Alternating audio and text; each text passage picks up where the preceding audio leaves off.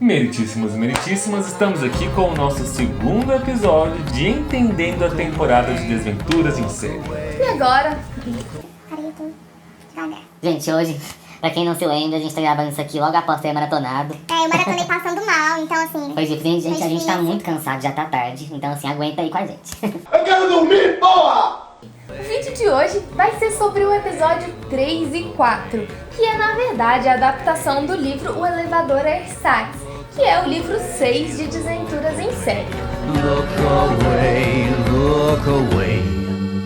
Como de costume, o episódio 3 começa com a dedicatória do Lemony para Beatriz. Para Beatriz, quando nos conhecemos, minha vida começou. Logo depois, a sua terminou. E o episódio começa com os órfãos Sunny, Klaus e Violet sendo levados até a casa do seu próximo tutor, que fica na Avenida Sombria 667, que é um enorme arranha-céu e que tá ali totalmente às escuras porque a luz está out e o escuro está in. Sim, eles logo são avisados quanto a isso, né? Pelo porteiro assim que eles chegam lá no novo prédio deles, né? E já foi o primeiro estranhamento que a gente teve quando estava assistindo, porque nos livros o porteiro é um dos capangas do Conde Olaf disfarçado e já deu pra ver de cara que o porteiro não era ninguém.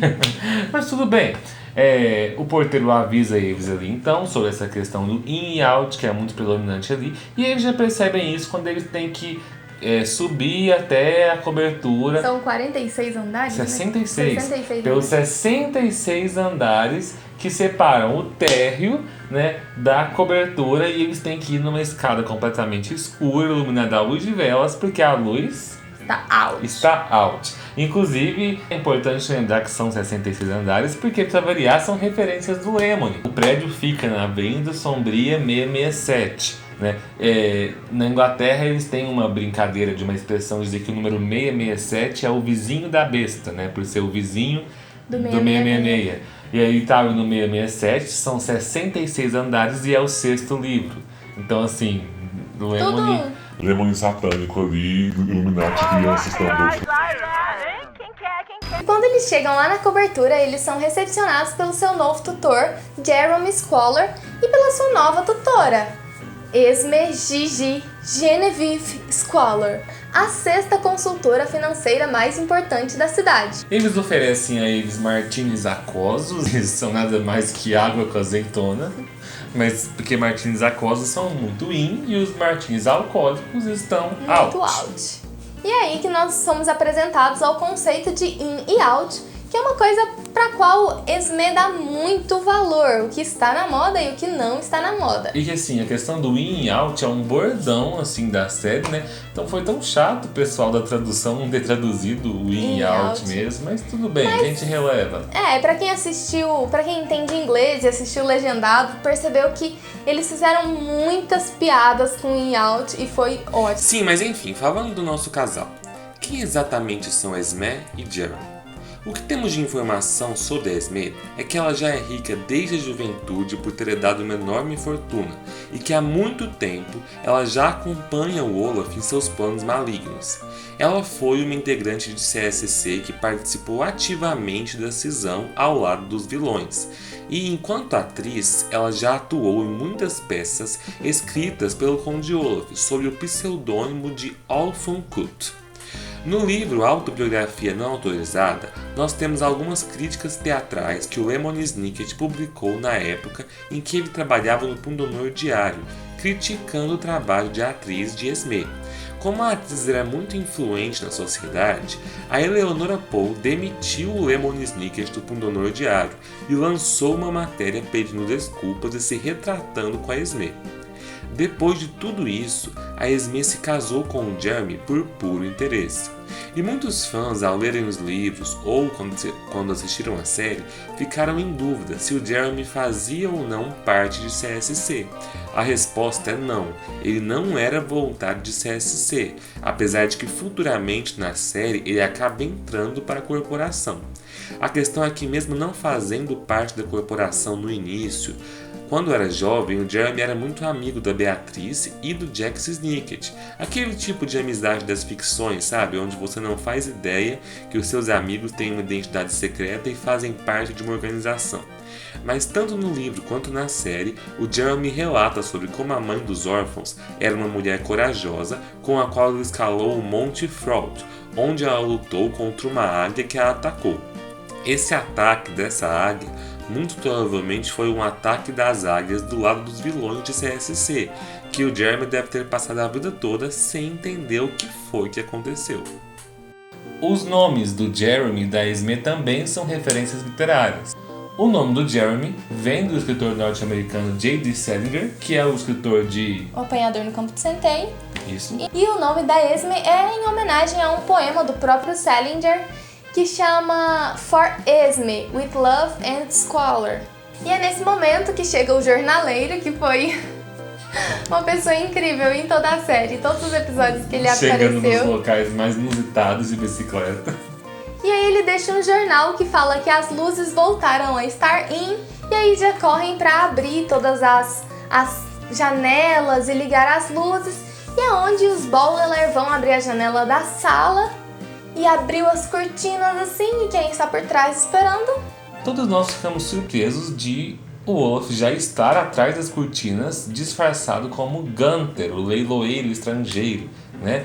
Foi aí que a gente começou já a perceber nesse episódio que eles estavam adaptando tudo para que o Olaf aparecesse muito rápido na história, né? Porque para quem já leu os livros sabe que os Balder sempre tem um tempinho de se adaptar com seus tutores, para depois o Olaf aparecer e começar a causar os problemas. E do 6º livro ali pra frente, na série, não foi assim. O Olaf foi perseguindo eles assim, na cola o tempo todo. Né? Então, o Gunther já estava dentro do apartamento deles antes mesmo dos Balder chegarem. Os meninos vão para os quartos, trocam de roupa e depois vão fazer um tour pelo apartamento, que é gigantesco, dá pra ficar perdido lá dentro por muito tempo. E é onde tem uma menção do Jeremy à Duquesa de Winnipeg, que ele menciona que ela já ficou hospedada ali num daqueles quartos.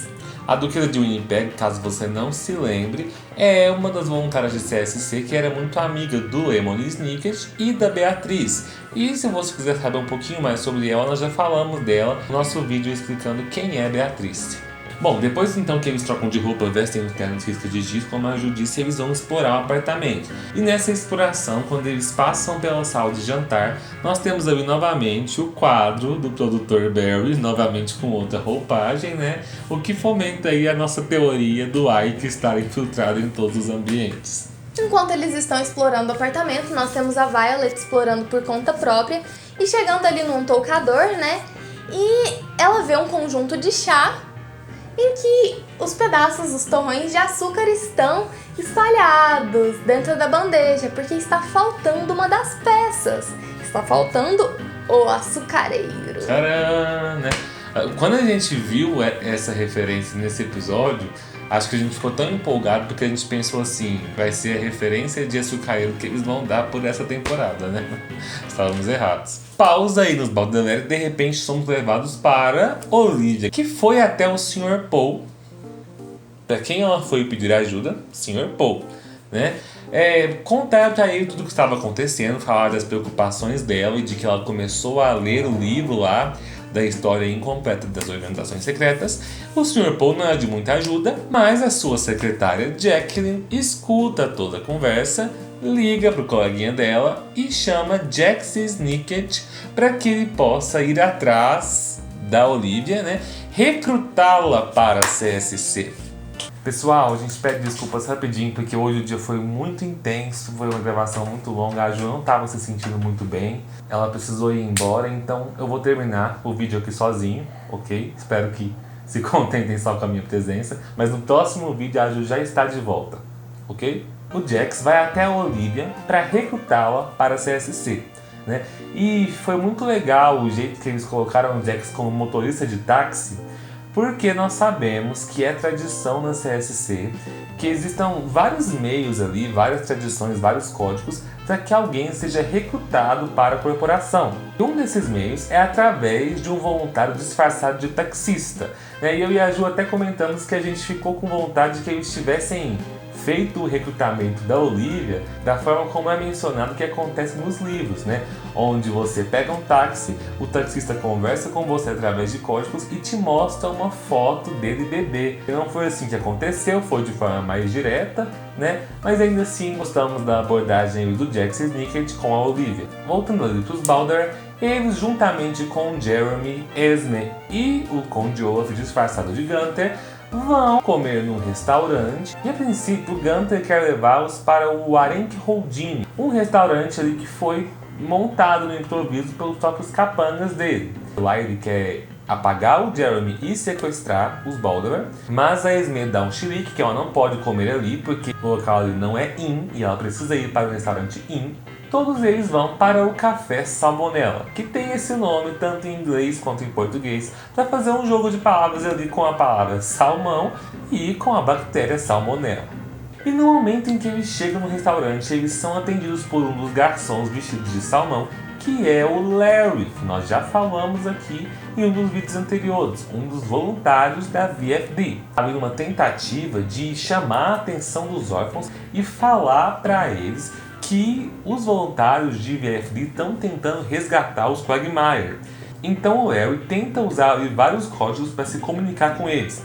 Ele diz a seguinte frase: Virulently Fish Decor, ou seja, uma expressão que se você pegar as letras iniciais, você tem ali VFD. Os Balder ainda não sabiam, mas quando o voluntário está tentando se comunicar e passar uma mensagem secreta, ele usa alguma expressão que comece com as letras VFD, ou em português CSC, né, para chamar a atenção e deixar claro que a partir dali ele vai usar um código. E aí ele dá toda uma sequência de falas ali em código, onde ele diz Quagmire to be stuck in the apartment, né? Então assim, tentando dar a entender que ele está conversando ali sobre a comida que ele vai servir, mas dando pistas ali para explicar para os órfãos que os Quagmires estão presos no prédio e de que eles devem permanecer ali até que os Quagmires sejam resgatados.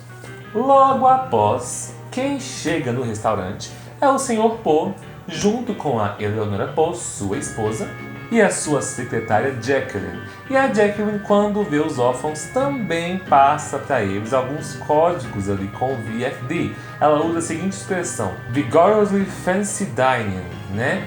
Também começando ali com o VFD para deixar claro para os órfãos, né, que ela ia se comunicar, e ela dá a entender que eles devem permanecer ali porque está tudo ocorrendo bem. O Gunther então faz com que a senhora Poe publique ali no jornal imediatamente, né, que o Café Salmonella deixou de ser inn e agora inn é o Arenk Holdini.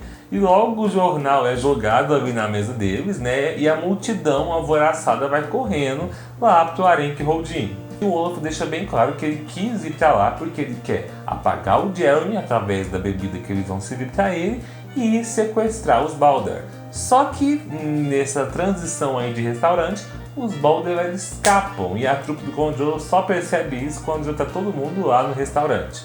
E aí, gente, começou uma cena assim, um tanto desnecessária, sabe? Eu e a Ju conversamos muito e nós achamos que a dupla de episódios do Elevador Versáteis, por mais que tenha tido muitos momentos positivos, foram os episódios nos quais os roteiristas e produtores mais se enrolaram ali para contar os acontecimentos. Inventaram muita coisa desnecessária, pareceu que estava enchendo linguiça o tempo todo. Porque assim, é muito legal quando você cria uma coisa nova e essa coisa tem um propósito no roteiro. Então me fala qual foi o propósito do número musical que o Conde Olaf, que o Gunther faz nessa hora. E depois passamos para os Balder, lá novamente no prédio da Venda Sombria 667, porque o Klaus teve um estalar ali quando ouviu uma das frases da Sra. Poe e se deu conta de que os Quagmire deviam estar no elevador do prédio, o que foi um acerto muito bom dele, né? A Violet rapidamente cria um paraquedas, né? Uma espécie de balão com uma cesta e um paraquedas em cima, e eles descem até lá embaixo do elevador Versáteis para encontrar finalmente Isadora e Duncan Quagmire, que estavam ansiosos esperando para serem resgatados. E assim acaba o terceiro episódio. Começando então o quarto episódio, os Baudelaire encontram os Quagmire e conversam com eles ali para entender tudo o que está acontecendo. Os Quagmire revelam que sim, realmente, eles foram colocados ali pelo Conde Olaf, que o Olaf está planejando levar eles embora dentro de um dos itens do leilão Inn, que é o leilão que vai ser realizado por ele e pela Esme. O mais importante que acontece nessa cena é que a Isadora revela para eles o que ela conseguiu descobrir com a luneta. E ela mostra que a luneta tem várias utilidades, que a luneta pode ser usada tanto para desvendar códigos, quanto para outras utilidades mais simples como uma lanterna, por exemplo, e até mesmo para causar fortes temperaturas e ondas de calor que poderiam causar coisas mais simples, como gerar um ar quente para fazer um balão flutuar, ou até coisas mais graves, como incêndios, né? E é nesse momento da temporada, então, que nós chegamos a um consenso sobre aquela luneta, né? Que a gente vê, então, que a luneta, ela pode ser usada tanto pelo lado nobre, quanto pelo lado dos vilões. Nós não temos nada que fale da luneta nos livros. Bom, os Baudelaire infelizmente não tem como salvar os Quagmire, então eles sobem de volta para a cobertura para que eles possam conseguir alguma coisa para salvar os amigos deles. Mas eles cometem a besteira, né, de no encontro ali com Esme Squalor, contar para Esme tudo o que eles acabaram de descobrir e contar para Esme, né, que o Gunther na verdade é Conde Olaf disfarçado.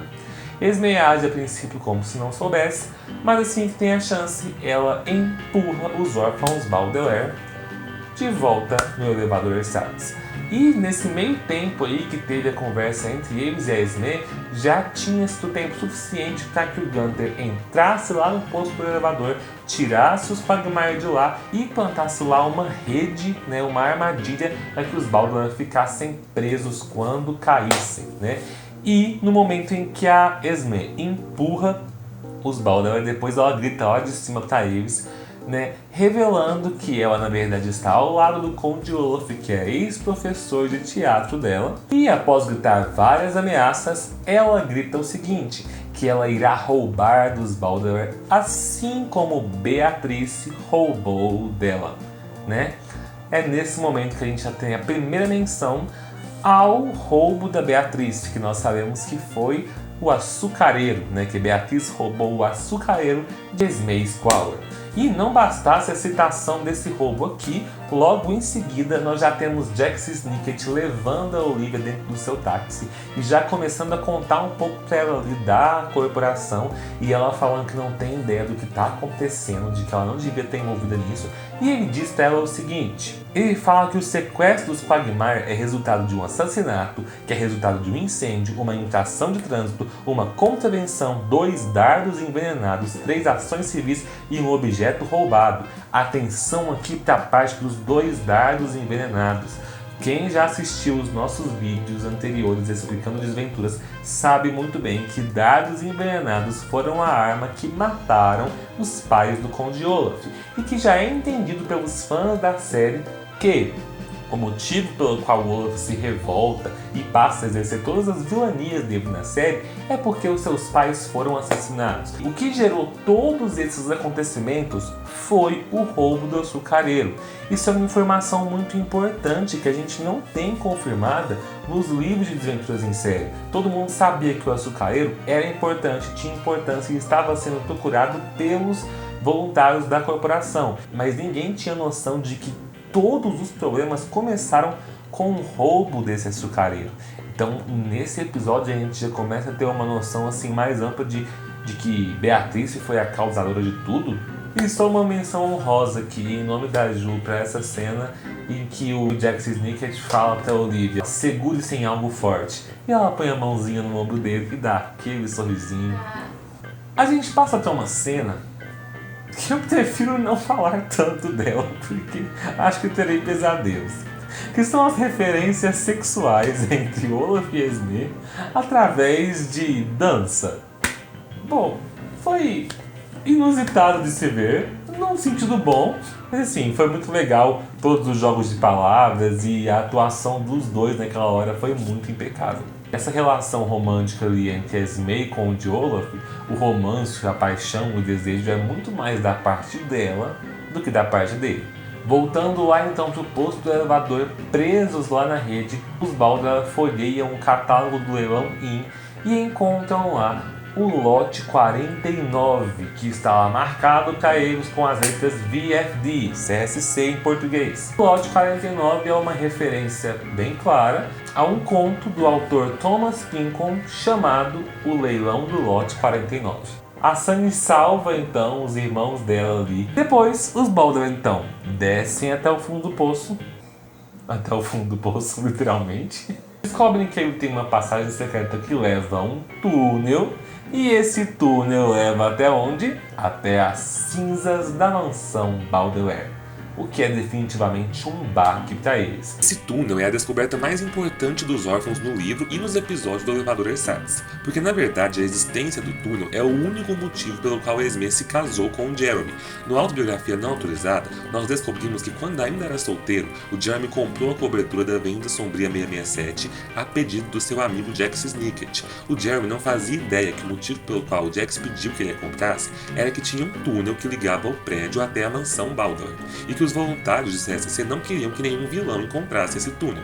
Só que no mesmo livro, Autobiografia Não Autorizada, nós temos algumas cartas de uma repórter do Pundonor Diário, a Geraldine Julienne, que está ajudando a Esme a conquistar o Jeremy. Ela confirma para a Esme que o Jeremy é o novo dono da cobertura da Avenida Sombria 667 e diz para a Esme que ele está solteiro e onde ela pode encontrá-lo. Então, pouquíssimo tempo depois, Esme e o Jeremy se casam após passarem apenas uma noite juntos. O Jax Snicket recebe o convite do casamento e manda uma carta urgente para o Jeremy implorando que ele não se case com aquela mulher, mas o Jeremy jamais recebe essa carta. Depois disso, os dois não voltam mais a ter contato. O mistério aqui em questão é que muitos leitores entendiam que o motivo pelo qual a Esme casou com o Jeremy para ter acesso a esse túnel seria para roubar ou incendiar a mansão dos Baudelaire junto com o Conde Olaf. Acontece que nesse livro, Autobiografia Não Autorizada, é revelado que quando a Esme e o Jeremy se casaram, os órfãos Baudelaire já tinham passado pela serraria Lucky Mel's em Paltryville, ou seja, quando ela se mudou para a cobertura, a mansão Baudelaire já tinha virado cinzas há um tempinho. Então o mistério que permanece entre os leitores é por que a Esme queria ter acesso aos restos da mansão Baudelaire, sendo que já estava tudo em cinzas. A série da Netflix pode ter trazido uma explicação para esse fato, dando a entender que o túnel em questão não possui apenas uma passagem secreta que conecta esses dois lugares, mas sim que ele possui várias outras passagens que conectam todos os lugares de CSC pelos quais os órfãos passam na série. Aí sim faria algum sentido, ela teria se casado com o Jeremy para ter acesso a esse túnel que leva a vários lugares interessantes. Bom, as cenas seguintes são o desenrolar do episódio desse momento até o final, que gira tudo em torno ali do Olaf e da Esme se dando conta de que os Baudelaire escaparam, né? E do Olaf e da Esme fazendo todo um teatro ali para que todo mundo, exatamente todo mundo ali, seja convencido de que o lote 49 VFD realmente vale alguma coisa, realmente tem algum significado, né? E aí tem uma cena ali até um tanto grande, né, que vai se enrolando, até que então a caixa é aberta e várias toalhinhas, porta-copos voam pelo local e eles percebem que foram enganados e que na verdade os Quagmire já tinham sido despachados dentro do arenque vermelho gigante que tinha sido leiloado logo antes ali no lote 47, né? Essa é mais uma das cenas que tanto eu quanto a Ju ficamos um pouquinho assim, acho que insatisfeitos a palavra, então pelo menos assim, queríamos que fosse um pouquinho mais levado a sério, né, a vilania do Conde Olaf e da Esme, porque o modo como eles chegam ali em volta dele, como ele foge de forma tão patética ali, lembra muito Lazy Town, né, que nós já falamos aqui hoje, de uma forma muito cômica e infantil. Mas tudo bem, né, o Olaf foge como de costume com seus capangas, e o episódio é finalizado com o Sr. Paul já chegando e já adiantando, acho que até bem cedo, que já tem uma cidade inteira interessada em formar ali um grupo coletivo de tutores para eles, né? Os Baudelaire acham aquele papo meio esquisito, mas logo que o Sr. Paul diz o nome da cidade, né, VFD, CSC, Balder logo dizem, não, topamos, vamos pra essa cidade. É isso aí. Bom, é isso. Amanhã tem vídeo com a Ju aqui de volta, né? Sobre os episódios 5 e 6 que fazem referência à cidade sinistra dos Corvos. Curta o vídeo, deixe aí o seu comentário caso você não tenha entendido alguma coisa. Desejo melhoras pra Ju. E até a próxima.